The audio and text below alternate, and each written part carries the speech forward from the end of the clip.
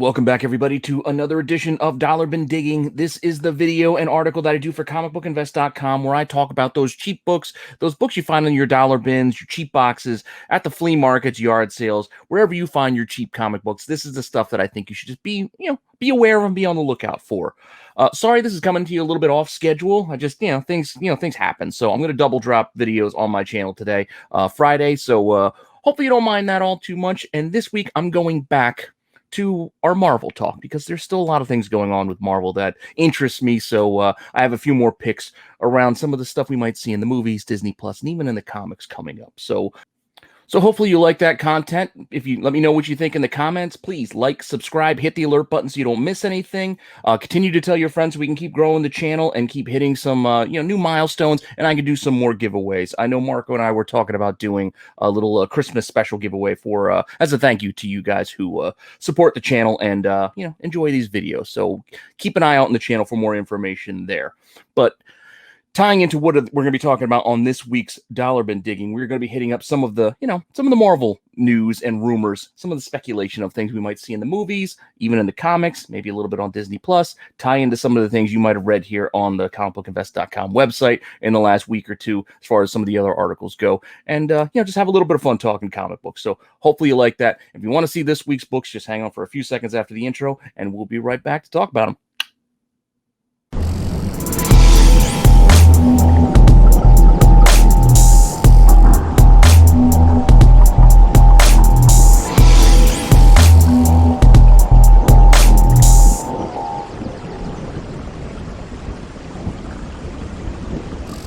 All right, so as I kind of teased there in the open, we are going back to our Marvel well, because, well, like I said, I like Marvel books, so that's kind of what's still fresh on my mind these days. So we're going to talk a little bit more about some of these Marvel rumors, some of the speculation, and some of the first appearances that are tied into some of these things that you should just be aware of when you're out there digging in those boxes. Now, I'm not saying all of this stuff is going to be easily found in your cheap boxes or dollar boxes. It's just, this is the kind of stuff that gets overlooked, and it's just kind of popped out of nowhere that might still be tucked away in those cheaper boxes. So just be aware of it so you know what to look out for when you're digging. Now, our first step is going to tie back to some news from about a week or so ago, where we saw that Delroy Lindo was being cast in the Blade movie. And a lot of talk and a lot of the speculation around it is that the character he could be playing could be, while it's not announced, it could be a character called Jamal Afari, who in the comics was the one who trained, a young Blade in his craft of hunting vampires. They kind of switched it over for the Wesley Snipes movie and created that Whistler character, Chris Christopherson. But going back to the actual source material, this is more the character we might see introduced in that Mahershala Ali, Blade movie. So I don't know. It seems like a solid idea, a solid play to me, that this is a good character he could be, considering the age. They're not announcing who he's going to be, and so I think this could be a good possibility for Delroy. I do like Delroy Lindo. I've liked him ever since Get Shorty, and I'm looking forward to that.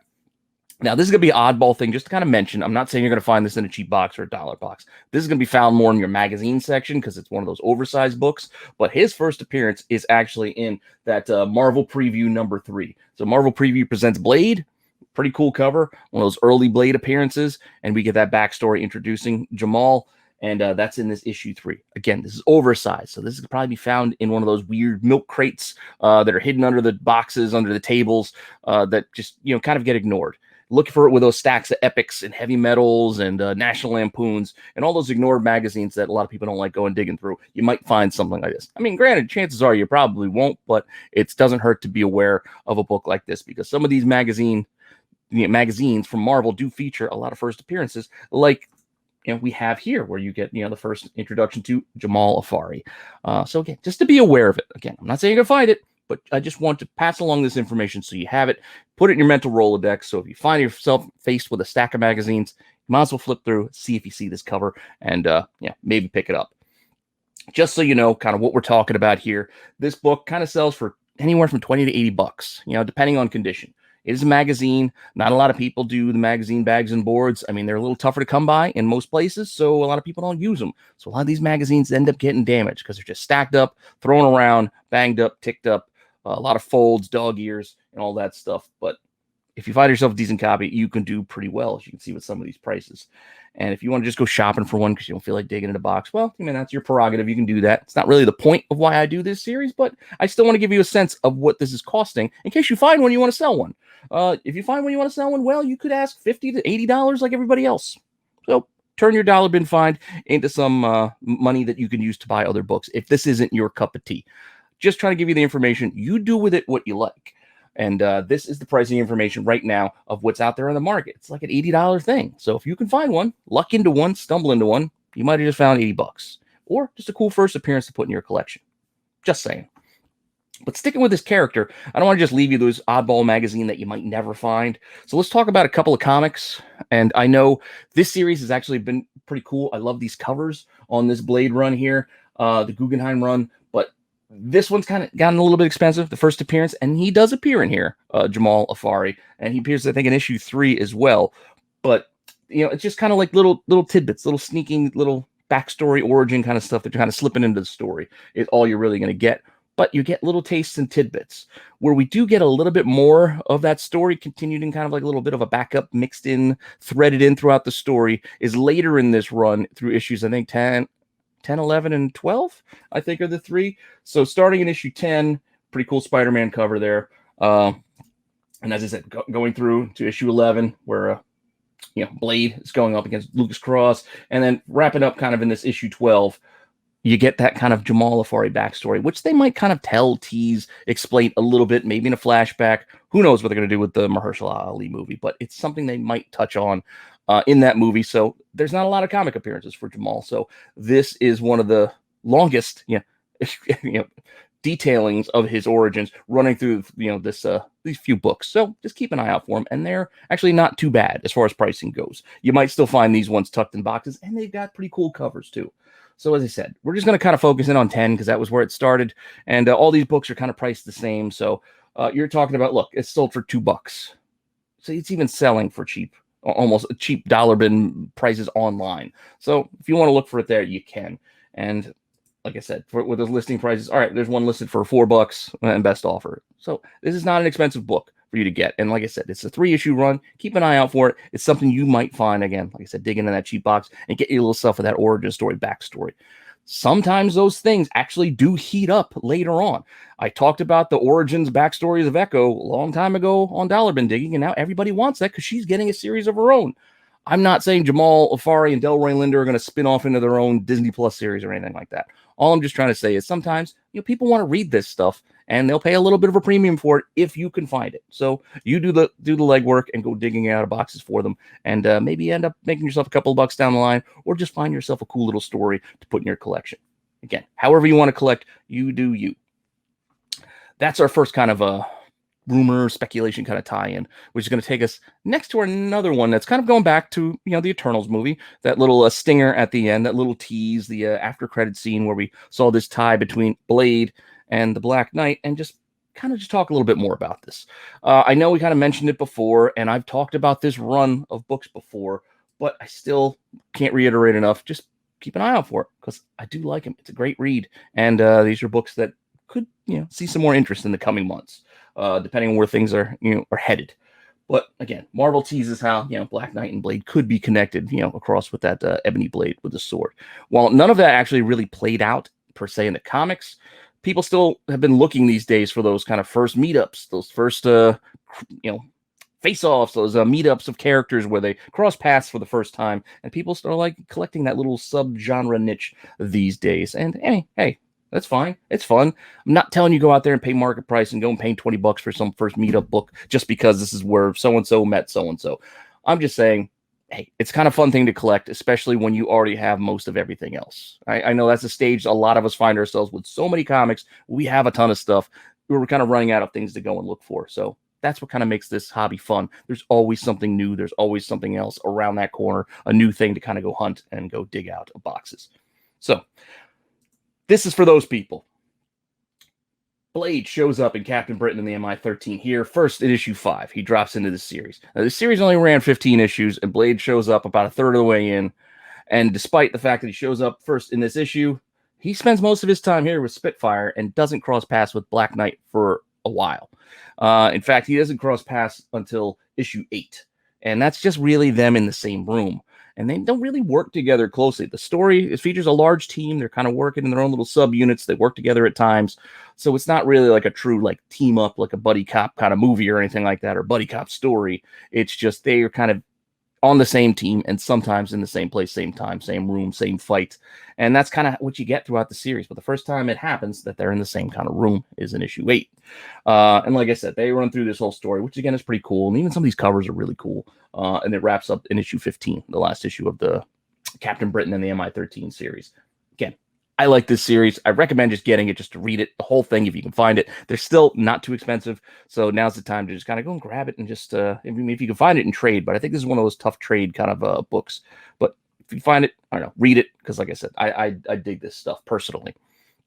But going back to issue 8, which is the first time Blade and Black Knight in the same room, you can see here, they're not really talking to each other. The team is still kind of broken up. They're in a room, but there you go. That's the first time they're sharing a panel together, as far as I'm aware, in this issue 8. So take it for what it is. You want to go buy something just because of that, you go ahead. I'm just saying, this is what happens in the book, so keep an eye out for it if you're going out there digging, because somebody out there might like it. Somebody out there might want something like this. To each their own.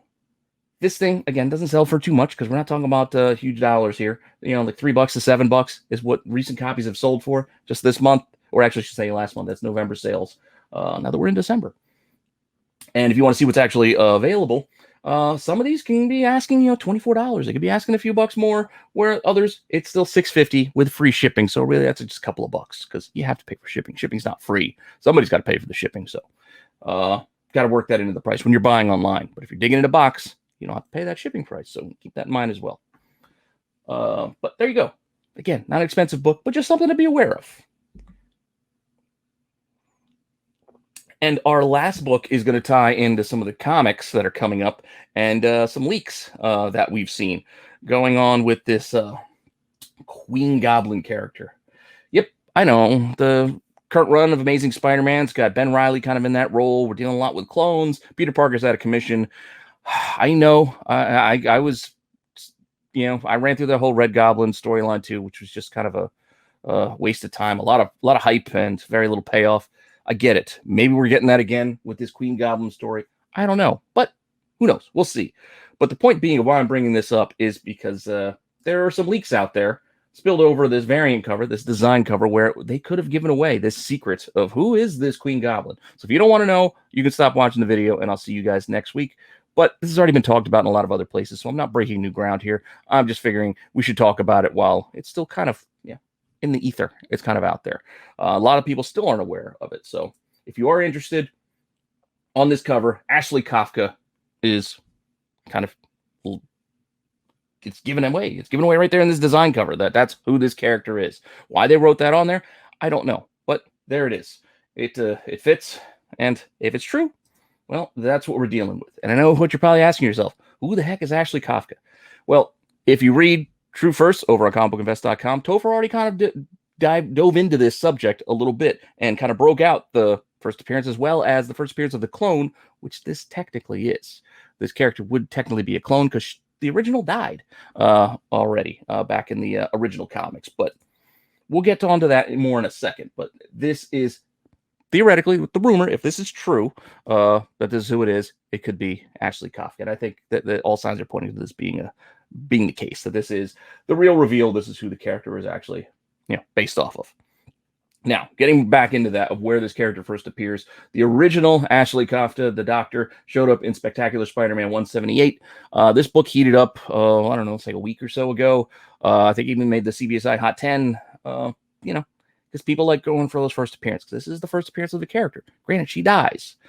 She does die, so this is not going to technically be the Goblin Queen, in as much as, Peter Parker isn't Ben Reilly.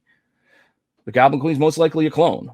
So we're going to be talking about another character. But if you're still interested in the first appearance, as a lot of people are, of the original character, here we go. It's Spectacular Spider-Man 178. And you can see this thing still sold on December 2nd for $12.95. So still selling for a few bucks. It's not a ton. It's not going to make you a ton of money. It's not going to make you rich. It's just one of those interesting little things that people like to dig out of boxes and then sell for a small premium. They find it for $2, they sell it for $12.